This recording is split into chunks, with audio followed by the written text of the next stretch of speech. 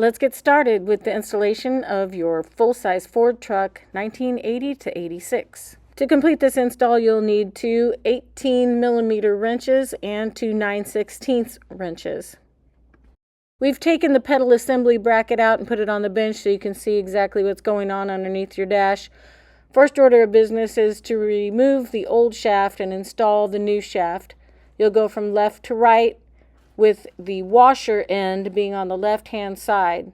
So go ahead and remove your brake pedal, remove the old clutch pedal and discard that. Take your old shaft out and you'll be discarding that as well.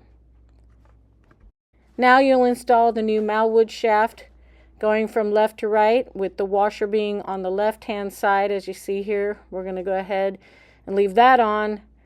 Pull off the bolt off the end of your shaft and put that through the carrier onto the other side. On your original equipment, you should have a couple of bushings. Make sure those are reinstalled so that it tightens up nicely. So we're putting the shaft through the brake pedal, on through to the other side where we'll install your Malwood bracket. You'll notice on the back of the bracket there is slanted locating bracket that lines up with the bottom edge of your underdash carrier. So go ahead and put your Malwood bracket up against the carrier.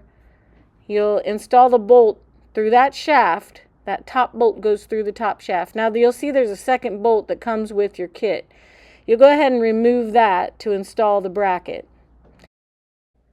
The second bolt location on the bracket will require you to drill a 3/8 inch hole. So you'll line the bracket up.